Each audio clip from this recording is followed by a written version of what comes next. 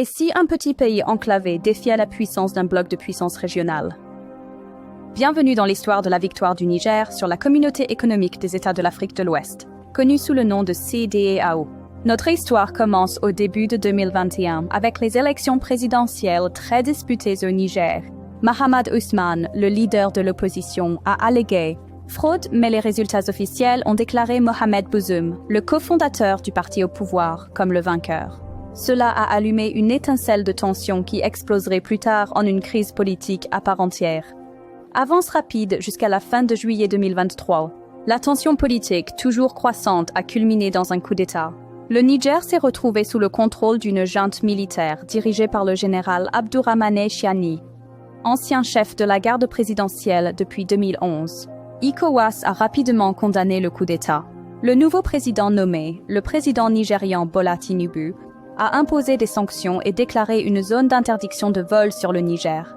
Il a également donné un ultimatum à la junte, annonçant qu'une intervention militaire était en préparation pour restaurer Mohamed Bazoum au pouvoir. Cependant, le gouvernement militaire au Niger a tenu bon, mettant en garde contre une intervention extérieure. Mali et Burkina Faso ont également annoncé que toute intervention militaire au Niger serait considérée comme une déclaration de guerre contre eux, les forçant à prendre des mesures d'autodéfense. C'était un moment critique dans l'impasse entre le Niger et la CEDEAO. Le bloc régional était confronté à un dilemme, pour intervenir militairement, risquant un retour de flamme populaire, ou pour laisser le Niger continuer sur sa voie, déstabilisant potentiellement la région. Malgré la pression extérieure croissante, le Niger est resté inébranlable. Malgré les menaces d'intervention militaire et l'ombre menaçante des sanctions, les leaders du coup d'État ont tenu bon. Alors que les jours se transformaient en semaines, les menaces d'ECOWAS commençaient à perdre de leur puissance. L'intervention militaire anticipée ne s'est pas concrétisée. Niger a réussi à démasquer le bluff d'ECOWAS. C'était une victoire significative pour les leaders du coup d'État. Une victoire qui a démontré leur résolution et leur ténacité.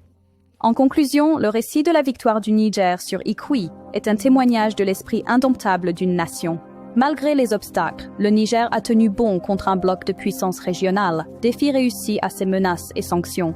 C'est une histoire de défi, de résilience et finalement de victoire.